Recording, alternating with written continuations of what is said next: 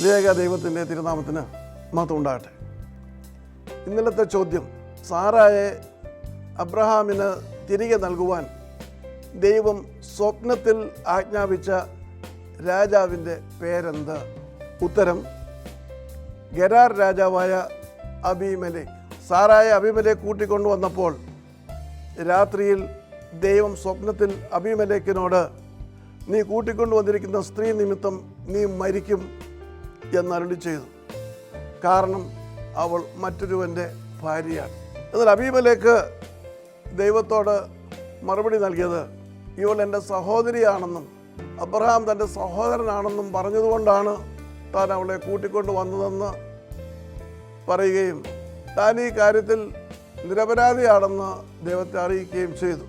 അപ്പോൾ ദൈവം അവനോട്, ഇപ്പോൾ ഈ മനുഷ്യൻ്റെ ഭാര്യയെ നീ തിരിച്ചേൽപ്പിക്കുക, അവനൊരു പ്രവാചകനാകും. പ്രവാചകൻ എന്ന വാക്ക് ആദ്യമായി തിരുവചനത്തിൽ പ്രത്യക്ഷപ്പെടുന്നത് ഇവിടെയാണ്.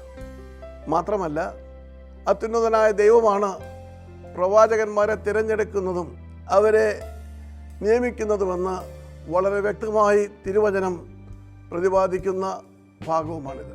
ഇന്നലത്തെ വിജയി.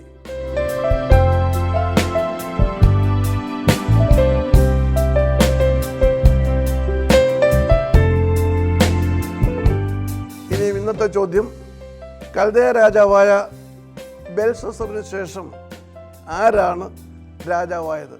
ചോദ്യം ഞാൻ ആവർത്തിക്കുന്നു, കൽദയ രാജാവായ ബെൽഷസ്സറിന് ശേഷം ആരാണ് രാജാവായത്? ഉടനടി ഉത്തരം വാട്സാപ്പിൽ അയയ്ക്കുക. നിങ്ങൾക്ക് ഏവർക്കും ശുഭദിനം നേരുന്നു. ദൈവം നമ്മെ അനുഗ്രഹിക്കട്ടെ. താഴെ കൊടുത്തിരിക്കുന്ന വാട്സാപ്പ് നമ്പറിൽ നിങ്ങളുടെ ഉത്തരങ്ങൾ അയയ്ക്കുക.